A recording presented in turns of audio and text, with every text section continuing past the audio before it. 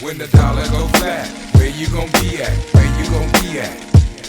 When the dollar go flat, where you gonna be at? Where you go flat? So you want to know what it is, huh, player? You can feel it when you go to work. You can feel it even when you pay your taxes. It's all around us. The plan.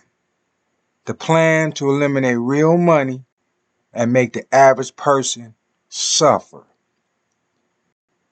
Player, it's the world that's been pulled over our eyes to blind us from the truth. When the dollar go flat, where you gonna be at? Where you gonna be at? When the dollar go flat, where you gonna be at? Where you gonna be at? Hey, what's upper? Silver players and silver playettes.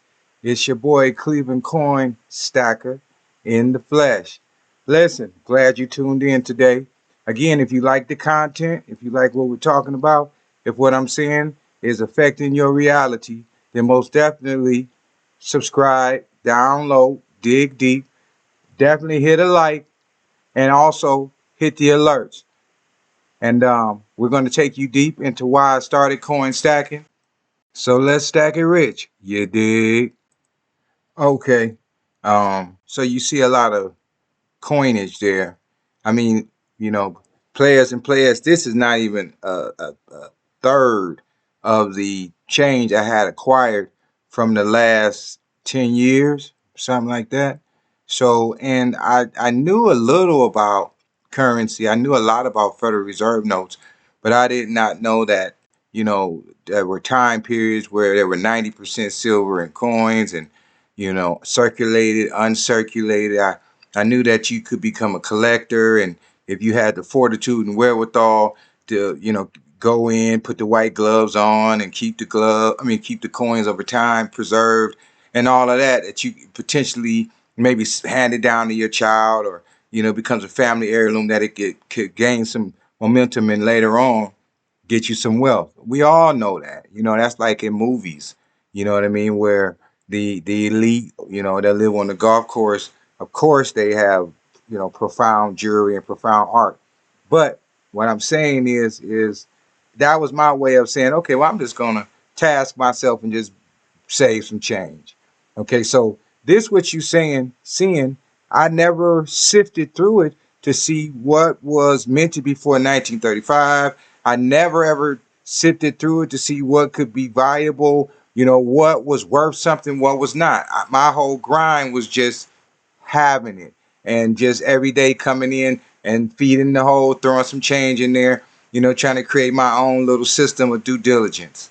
Okay, so with that being said, I'm green at this, so without, experiencing execution, you just don't know. So anyway, I had my son bag it up. Yeah, let's get a baseline for this thing. Let's put it in perspective, and then I started reading and I said, man, a lot of this, once we started going through it, and I was looking at my guidelines, what the Kennedy half was worth and, how much silver was in this one and, what is 0.999, all of that due diligence and I want to know, so in doing that, and I'm gonna be honest with you. So just let me be clear. It's essential to process, gather, process, and make it an educated guess when you are trying and on the pursuit of knowledge. Imperative. My children and anybody who's around me, did you read that? Did you research that? I make sure I always say, well, how much effort did you put into seeking the knowledge for yourself and then compare what you heard and then do a little more research for confirmation. But that, whatever, it is what it is. It is what it is. Anyway, uh, so today I'm gonna tell you the four things that got me really, really not liking a little, not liking more than a little, but really loving silver smelting. Not getting coins in the pristine method that you see on TV, but actually pouring them. Man, it's It's a little dangerous if you're not careful, but I mean, you could be taking a shower and slip on some soap and bang your throat. So, and what I'm saying is anything is dangerous. When it's your time, it's your time. We all standing in line to get out of here. Consequently, there are four reasons that push me to silver smelting and silver stacking. One, the coronavirus. This thing just something we've never seen, wasn't prepared. Who can get prepared for something like this? It was total life change. So sitting at home, I just started reevaluating, a different lifestyle. And that really motivated me to look at the change that I had, actually sit down and really look at the change that I had. Two, the George Floyd situation. You know, you had the corona, now you got this. That's two things, and that was so sad. My heart goes out to him and his family. God bless him. But you guys already know what the deal with that is. And then, three, the Black Lives Matter, the protesters, all coming together. You know what I mean? Because never in history has people of color gotten this much uh, support. It's a beautiful thing. And that's what we needed to have a conversation, in my opinion. And then four, messing with the currency. We already knew, you know, that the banking cartel was doing their thing, and a lot of the CEOs and all that stuff had stepped down. So, however that correlates, my mother always said, "What you do in the dark, come to the light." And behind every lie, it is some truth, and the truth always rears its head, no matter what you do. Maybe not when you committed it, but it always somehow or another comes out in the wash. So those are the four things that just kept me grounded and really start thinking about, you know, where we were at, socially, mentally, spiritually, physically, and financially.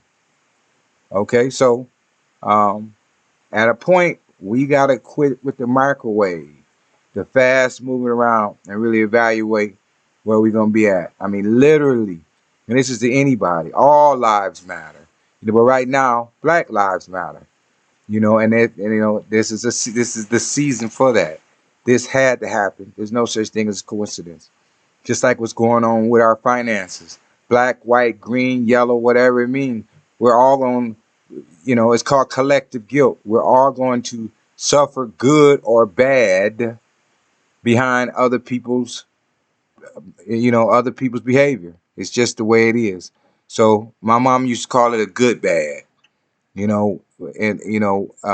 that corned beef business, you run out of corned beef, that's a good bad because you came to sell a lot of sandwiches that day.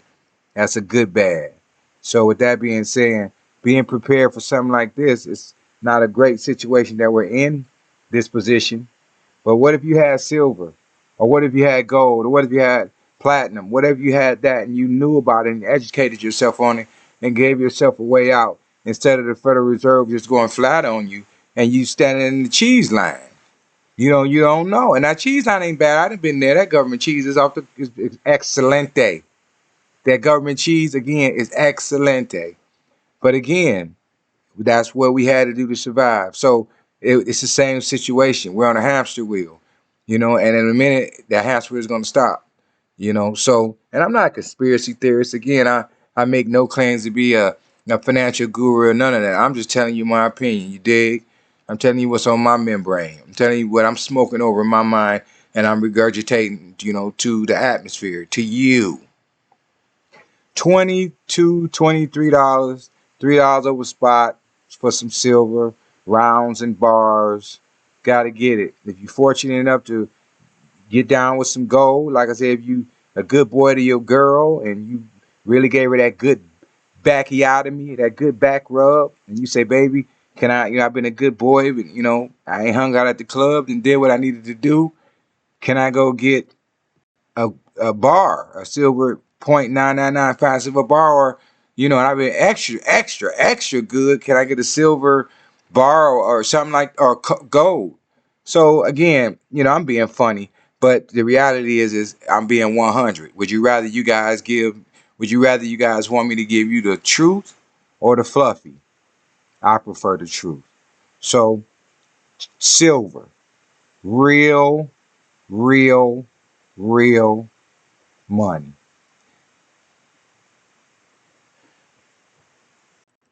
All right. So before I let you go, my sires of silver, I'm gonna show you my first pours, and don't be laughing. Don't hurt my feelings out there. Don't be laughing. Nah, but for real, for real, for real. These are my first few pours. You know, my mother always said, practice makes perfect practice. If you do it in practice, you'll do it in real life. So remember, when the dollar go flat, where you gonna be at? Get your stack on. Stack it rich. You dig? When the dollar go flat, where you gonna be at? Where you gonna be at? When the dollar go flat, where you gonna be at? Where you gonna be at?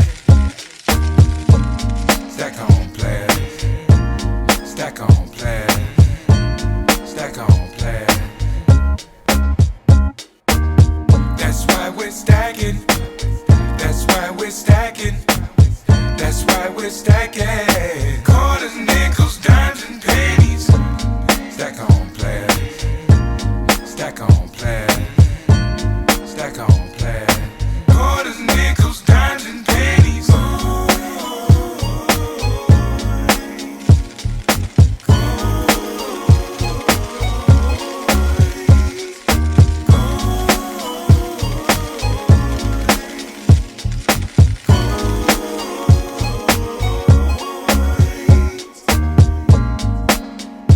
Can you dig it? Can you dig it?